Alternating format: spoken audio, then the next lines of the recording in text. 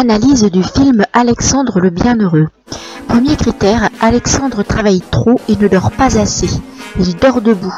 Il lui faut une cure de sommeil pour commencer. Ensuite, il doit travailler moins pour ne plus s'épuiser. Après cela, il sera en état de travailler normalement. Deuxième critère, Alexandre n'est pas seulement un homme épuisé, il est un homme hypoactif. Sa femme est hyperactive. Elle a de l'activité pour deux. Elle est active au point d'être directive. Elle dirige l'activité de son mari. Elle la dirige trop, puisqu'elle le conduit dans la mare au canard. Première route à gauche. T'es sûr de ton chemin? J'ai dit première à gauche. Bon, Stop, je me suis trompé, c'était première à droite. je m'en doutais un peu.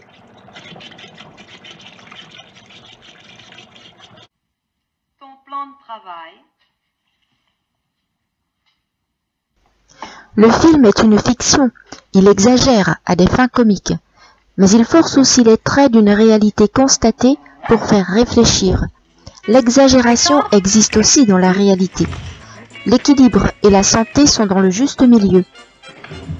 Quatrième critère, on apprend que la ferme compte 120 hectares. Troisième critère, Alexandre est amorphe. Il n'est pas émotif, inactif et primaire. Sa femme, qui est passionnée, fait le contrepoids. Elle est émotive, active et secondaire. Je comprends, Alexandre. Il m'a parlé. J'ai compris. J'arrête. Je me couche. Quand on a 120 hectares, on ne dort pas. Ah, parce que tu trouves ça moral de se crever comme on fait. Bon, c'est tout ce que tu trouves à me dire. Moi, je vais me coucher, mon vieux. On la fera bien. Mariés ne deviennent plus. Le problème est de décider lequel. Les hommes, c'est comme les melons, il y en a un sur deux qui sont bons. Arrêtez de me souffler dans l'oreille, la mère Berdas. Le mariage est une loterie, tu as tiré le gros lot, 120 hectares. Écoutez l'épicière. Moi? Oui, vous la poujadiste. Moi, Madame Boisson. Un bouillon. Vous en avez plein le bec de vos 120 hectares, hein. Mais sortez du kilo de sel, vous faites pas le poids. 120 hectares à l'heure actuelle, c'est sous zéro. Avec la culture intensive, et je parle même pas de la culture extensive, 120 hectares, c'est un jardin de curé. Je suis pas comme vous, moi, j'ai pas un pied dans la tombe. Ma petite fille. Je vais monter un poulailler modèle. L'élevage en batterie, ça paye. Avec les tripes des cocottes, on fera de la pisciculture. On fera de la fleur coupée. La floralie, c'est dans le vent. Avec les queues des chrysanthèmes, je gaverai les petits cochons. Je prends 20 hectares, je mets un fil autour, on fera un terrain pour les caravanes. Je loue ça aux Parisiens comme résidence secondaire.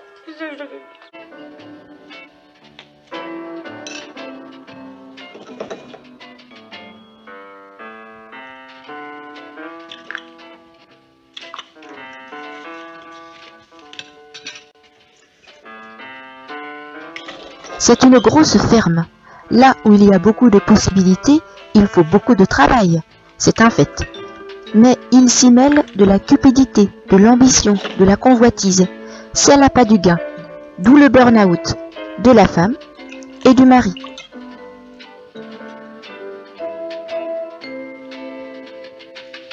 Je connais des associations entre hypo et hyperactifs. Un couple, par exemple, ils se complètent. Cela ne dure pas forcément. Étonné que ce soit la femme qui commande le mari, mais pas forcément. Et que la ferme n'emploie pas d'ouvriers. Je connais aussi une grosse ferme avec des soucis familiaux. La fille n'a pas pu épouser un agriculteur pour ne pas diviser la ferme de son frère. La fille s'est suicidée à 40 ans. Son frère s'est marié une première fois et sa première femme l'a quitté, car il était trop passionné par sa ferme. Il lui a proposé de l'argent en compensation. Elle est partie. Merci le chien. Voici les sweet tabs. Oh là, Ce qui frappe, c'est aussi que les tâches sont exécutées seules et à la chaîne, sans récréation, sans pause, sans réconfort, sans récompense, sans but, sans repos, toujours sous pression. Mais qu'est-ce que c'est que ça?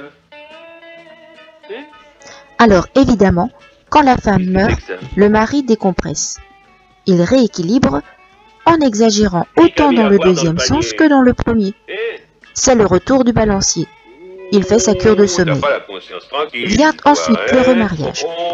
Enfin, il se lève et marche librement. Cinquième critère, Alexandre est un énéatype 7. C'est un fêtard, un bon vivant. Tandis que sa femme est un énéatype 8, un chef-né. Il faut faire attention au surmenage. Je connais quelqu'un qui travaille beaucoup et qui dort peu. Il s'est endormi au volant et a provoqué un grave accident.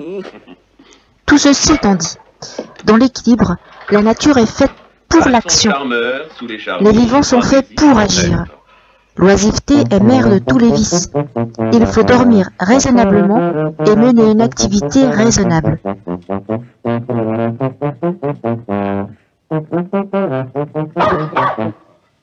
Ah bah oui, tu as raison, ré bémol.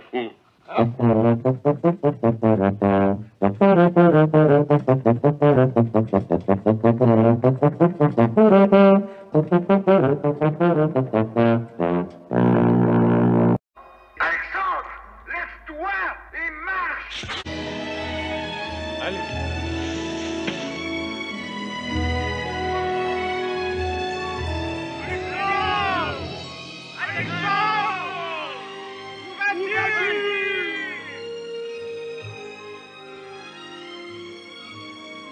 Je vais voir. Tu nous raconteras.